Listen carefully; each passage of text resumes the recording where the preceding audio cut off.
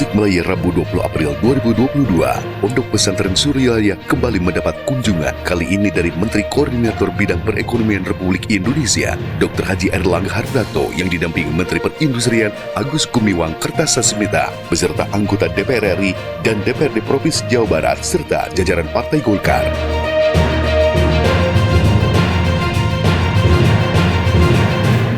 Rombongan bertolak dari Jakarta pukul 12 menuju Tasikmalaya dan mendarat di lapangan Wilyadinata Ciberem, Tasikmalaya pada pukul 1 siang.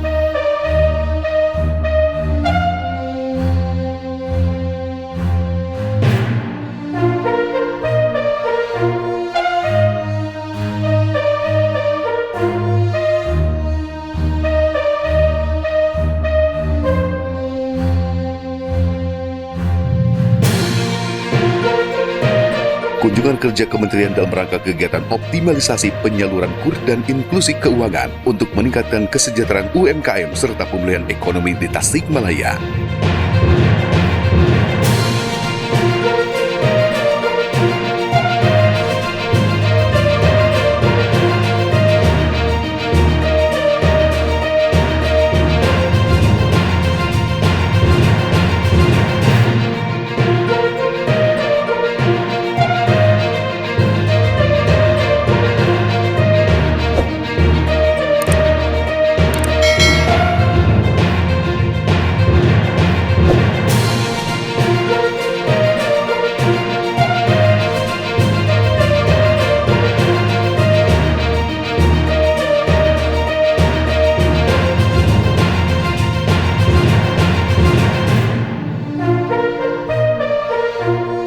Tidak cuma itu, Erlangga Hartarto mendapatkan cindramata dari pimpinan Pondok Pesantren Suryalaya, Kiai Haji Baban Ahmad Jihad berupa kitab.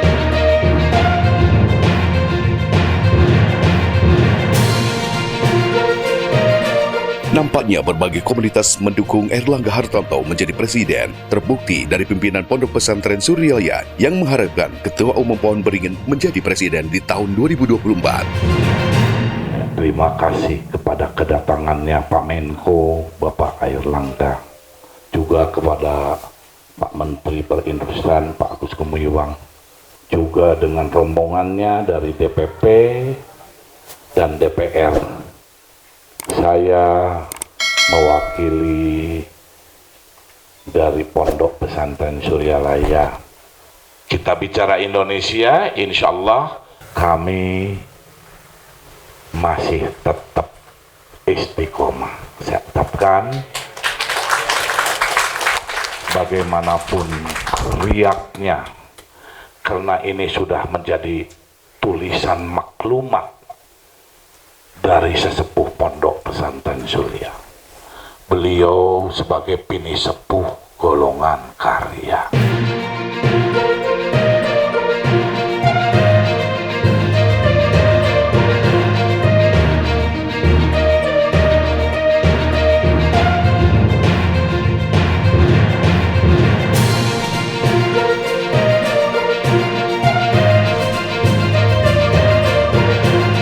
Sebelum memasuki acara, Erlangga Hartarto dan rombongan menyempatkan untuk berziarah ke makam Abah Anom.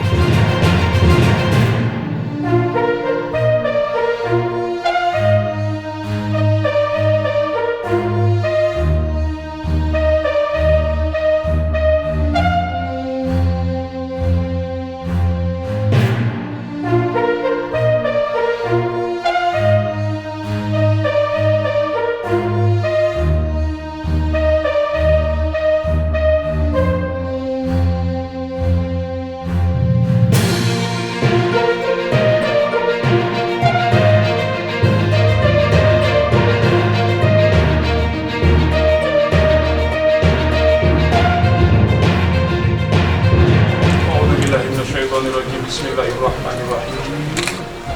Assalamualaikum radhiyallahu Syekh Ahmad sahibul wafat ajal arifin. radhiyallahu Tahiyatan minna wa rahmatullah. Al-Fatihah. Iyyaka na'budu wa iyyaka nasta'in. Shiratal ladzina an'amta 'alaihim.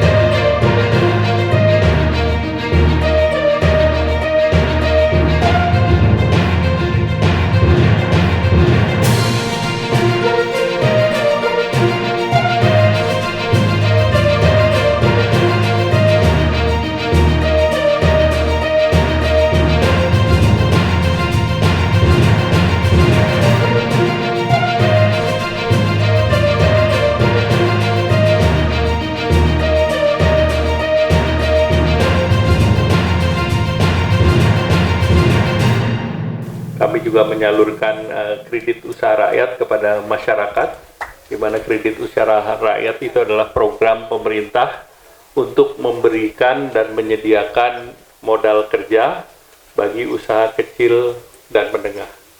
Dan bantuan ini dalam bentuk kredit dilakukan oleh BRI, BNI, Mandiri atau Himbara, di mana khusus untuk modal ataupun untuk pinjaman itu diberikan bunga 3% sepanjang 1 tahun, dan juga pola syariah juga bisa didorong untuk dilaksanakan. Nah, terutama tentunya dari pemerintah juga mendorong agar para mahasiswa, para santri kedepannya juga bisa menjadi entrepreneur. Kalau dulu kami sedang mendukung dan di Kementerian Perindustrian, sekarang juga ada program namanya Santripreneur. Jadi bagaimana kita mendorong para santri agar menjadi entrepreneur yang tangguh. Berdasarkan catatan kami, para santri ini lebih entrepreneur dari lulusan perguruan tinggi yang lain. Sehingga ini juga yang kami dorong karena dan diberi fasilitasi oleh pemerintah. Contoh dari segi pembiayaan itu kita bisa memberikan sampai sebesar 380 triliun 1 tahun. Dan tugas kami tentu menyalurkan ini, dan dalam pandemi COVID kemarin terbukti bahwa kita punya buffer atau penyangga adalah UMKM. Satu-satunya kredit yang tumbuh dalam 2 tahun adalah kredit usaha kecil dan menengah. Sehingga ini selamat kepada usaha kecil dan menengah, dan saya yakin kedepannya juga dengan perguruan tinggi. Tadi saya bincang-bincang dengan Pak Menteri Perindustrian terkait dengan Indonesia dan masyarakat anak muda ke depan, tentunya sangat dekat dengan digitalisasi. Tentunya perguruan tinggi bisa dibantu fasilitas yang namanya co-working space. Artinya untuk menjadi inkubator, menjadi entrepreneur bisnis yang kuat, nanti silakan disediakan ruangan, urusan isinya oleh Menteri Perindustrian. Itulah sebabnya Pak Menteri Perindustrian hadir di sini. Jadi sebagai contoh, perindustrian membuat co-working space misalnya di Telkom dan di universitas lain. Nah, itu mahasiswa-mahasiswa dikelompokkan dan masing-masing kelompok itu dikasih mentor. Mereka menetaskan ide, menelurkan ide untuk menjadi apa. Nanti dari kementerian bisa mendorong mentornya. Sehingga dalam waktu 1 tahun biasanya bisa netes dalam 1 tahun. Nah, sesudah ini tentu kalau di digitalisasi biasanya bisa menjadi softwarenya itu bisa digunakan di smartphone, apakah iOS, Apple, apa di Android, dan ini biasanya bisa digunakan untuk global. Jadi salah satu startup misalnya di Apple Academy di Tangerang yang didirikan juga waktu itu difasilitasi oleh Kementerian Perindustrian, ada aplikasi untuk menunjukkan di mana ada masjid bagi kaum tunanetra. Bahkan bisa di-guide. Bahkan juga di situ diatur waktu sholatnya, sehingga apabila kaum disable itu sudah waktunya, dia di-guide berapa masjid terdekat, berapa meter, dan arahnya ke kiri, ke kanan, lampu merah, dan yang lain. Jadi itu salah satu aplikasi yang diterbitkan oleh salah satu murid di Apple Academy. Nah, tentu yang seperti ini tentunya juga bisa didorong oleh para santri. Salah satu juga yang bisa adalah aplikasi untuk memanggil ambulans. Jadi kalau ada emergency, nah itu bisa langsung ambulans, rumah sakit, dan yang lain. Terutama dalam situasi COVID, tentu ini menjadi hal yang penting. Nah, tentu ekonomi pesantren sudah dilaksanakan dalam kegiatan ekonomi syariah. Itu ada lebih dari 680 UKM, termasuk online trading, reksadana syariah, sukuk syariah, dan tentu kegiatan-kegiatan semacam ini tentu bisa diperkenalkan oleh para santri sejak usia dini, sehingga kedepannya para santri akan menjadi wirausaha yang tangguh.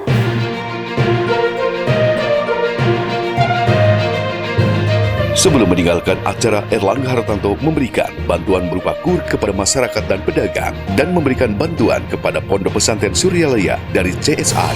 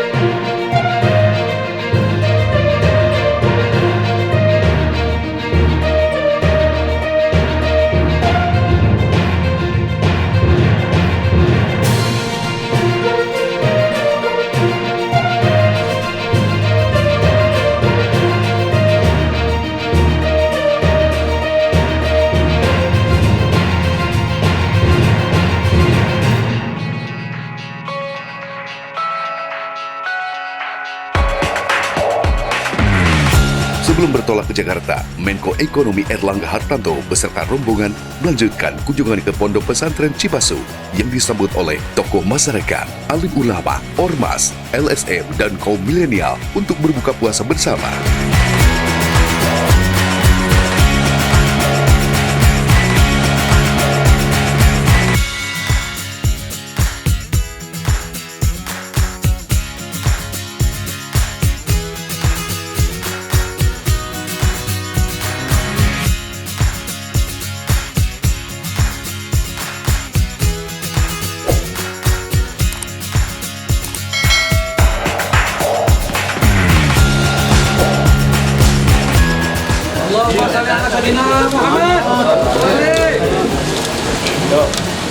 Selamat jalan Pak Presiden.